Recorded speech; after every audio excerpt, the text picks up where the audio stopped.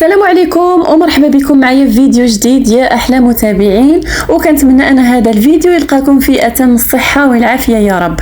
اليوم ان شاء الله في مطبخ عليا غنحضروا الدجاج مشوي بطريقه المطاعم، وغنقول لكم زوج ديال الاسرار باش يجيكم طري مثل الزبده وكيجي اللون ديالو محمر واكيد مذاق لا يقاوم.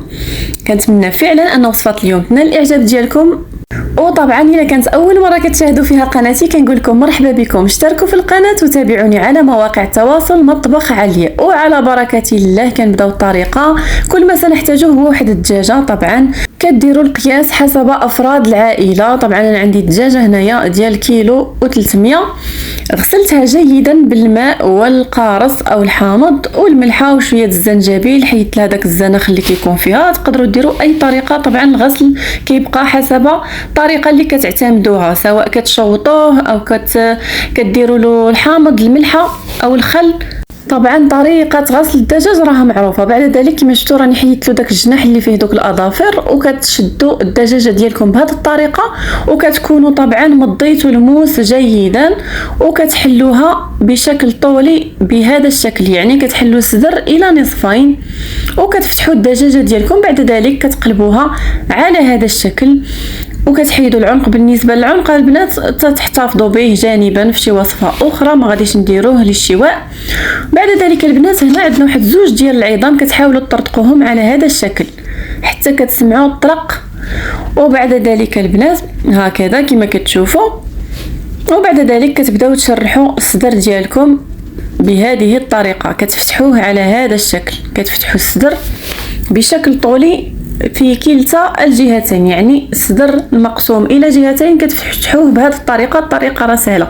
وبعد ذلك كتفتحوا طبعا تحت الذراع بهذا الشكل، كديروا واحد الفتحات وكتبداو تشلحوا فيه بهذه الطريقه. بالنسبه للافخاذ ايضا كتفتحوهم على هذا الشكل، كديروا واحد 3 ولا 4 ديال الفتحات او كتشرحوه بهذه الطريقه، طبعا باش كيسهل عليكم او كيسهل علينا انه يتشوى وكيجي طايب بطريقه رائعه جدا، وكيتشرب في نفس الوقت التتبيله او لا ماريناد ديالنا، وكيجي بهذه الطريقه البنات كيجي بنين بنين بنين بزاف. كنتمنى فعلا انكم تجربوه.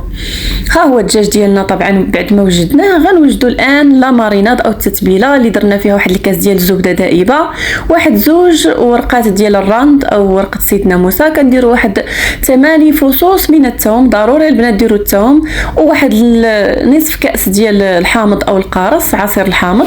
بالنسبه للتوابل عندنا الفلفل الاسود، الزنجبيل، الكمون، الملح، البابريكا والفلفل الاسود والكركم او الخرقوم. هادو هما التوابل البنات، كديروا من هذا الشيء كلشي ملعقه كبيره، والفلفل الاسود كديروا واحد الملعقه صغيره، وكتضيفوا واحد الملعقه ديال العسل وملعقه ديال الخل كبيره. بالنسبه للخل فهو كيعوض لا موطارد، ولا كديروا لا موطارد الا ما بغيتوش ديروا الخل.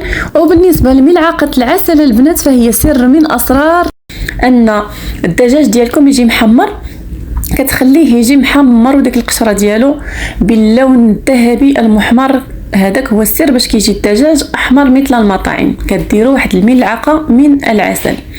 وبعد ذلك راكم كدوزوا الشرموله او التتبيله او لا ماريناد ديالكم على الدجاج ديالكم بهذه الطريقه باش يتشرب جيدا. كديروه من كلتا الجهتين. طبعا انا غنواصل دهن الدجاجه ديالنا بلا ماريناد اللي وجدنا. صدقوني البنات هذه التتبيله راها رائعه، كتجي واحد المذاق لا يقاوم.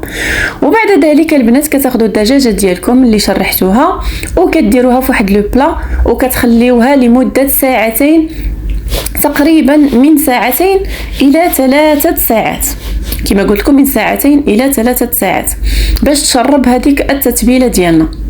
وغادي تغطيوها واحد البابي ديال السلوفان ونحطوها جانبا الوقت اللي نوجدوا فيه الخضار. طبعا نرافقوا هذا الدجاج ديالنا بالخضار مفوره.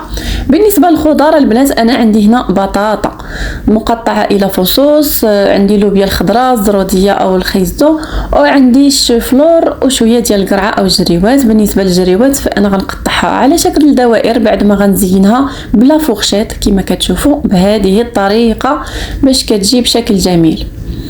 بالنسبه الطبق ديالنا طبعا الدجاج غنرافقوه بالخضار، كتقدروا ترافقوه ايضا بالارز، ولا طبعا مرافقه الدجاج المشوي كيبقى حسب الاختيار. بالنسبه للخضار ديالي فانا غنديرهم في الكسكاس او في طبعا باش نفوروه معانا. غنديروا جميع الخضار وغنديروهم فوق الماء وغنخليوهم طبعا يتفوروا معنا واحد المده ديال 15 دقيقه الى 20 دقيقه. وبعد ذلك البنات هنا بعد مرور طبعا ساعتين ونصف ها هو الدجاج ديالنا تشرب لنا هذيك لا ماريناد، وغادي نديرو طبعا فوق هاد الشبيكه ديال الفرن. طبعا راه كلكم عندكم في الفرن، وغنخليوه طبعا بدرجه حراره 180 درجه لمده 40 دقيقه. والسر الثاني البنات باش يجيكم الدجاج طري وما يبسش معكم، كديروا واحد الكاس ديال الماء في الصينيه اللي غتوضعوها في اسفل الفرن، وميم طون باش حتى ملي غيقطر لكم داك الدجاج ما كيوسخ لكمش الفرن، وفي نفس الوقت داك الماء كيخلي داك البخار يخلي الدجاج ديالكم المشوي طري. وهنا بعد مرور 20 دقيقه هي الخضره ديالي تفورات بشكل جيد. غندير لها طبعا او غنصوطيها في هذه المكونات. غندير في كل مره شويه ديال الزيت او القليل من الزيت، شويه ديال الثومه طبعا محكوكه، شويه ديال المعدنوس، شويه ديال الملحه، وشويه ديال الفلفل الاسود. طبعا ما كديروش الخضره في مره واحده البنات باش ما تخلطش معكم، اشاك فوا كديروا نوع من الخضار. يعني هاد الطريقه كتعاودوها او كتكرروها في كل مره باش كتبقى عندنا الخضار ديالنا معزوله، يعني كل خضره بوحدها. الا بغيتوا تخلطوها فماشي مشكل، كتخلطوا الخضار طبعا كيبقى حسب الاختيار ديالكم. نفس الطريقه غنديرها للزروديه او خيزو، ونفس الطريقه غادي نديرها ايضا للبطاطس. طبعا نفس التتبيله، كندير شويه ديال الملح، شويه ديال المعدنوس، شويه ديال الفلفل الاسود، شويه ديال الثوم، وشويه زيت الزيتون. هذه هي الطريقه البنات. طبعا غادي نزينوا الطبق ديالنا او الطبسيل ديالنا قبل ما نحطوا الدجاجه ديالنا اللي قربات طيب معنا. طبعا راه دابا 30 دقيقه، راه قريب 40 دقيقه. والان البنات غادي نقطع هاد الحبات الطماطم. طبعا راني كنت شاركت معكم ديجا طريقه تقطيع الطماطم على شكل فراشه، واحد الطريقه اللي جميله جدا وغتعجبكم. كديروا مثلث هنا في الوسط وكتفتحوا الطماطم ديالكم من هاد الجهه طبعا في المنتصف، وكتفتحوا القشره من الاسفل بهذا الشكل، وكتزيدوا تفتحوا من الاسفل، وكتشكل عندكم واحد القطعه ديال الطماطم على شكل فراشه. طريقه جميله جدا البنات، كنتمنى فعلا انكم تجربوها وديروها لا في الاطباق ديالكم ولا لي سالاد. طريقه جميله جدا، انا راني كنت شاركتها معكم ديجا في الانستغرام ولقيت تفاعل كبير. وبعد مرور 40 دقيقه وها هي يا لاله الدجاجه ديالنا ما شاء الله، واحد الرائحه زكيه جدا. وما تصوروش البنات، انا راه ديجا جربتها عده مرات، راه كتجي الدجاجه مشويه مثل المطاعم. ملي غديروا هذه الطريقه البنات ما غتبقاوش تضطروا انكم تشريو الدجاج ديال برا او ديال المطاعم، لانه فعلا هذا غني عن لذه لا تقاوم، راه كيجي مثل الزبده وبنين بزاف.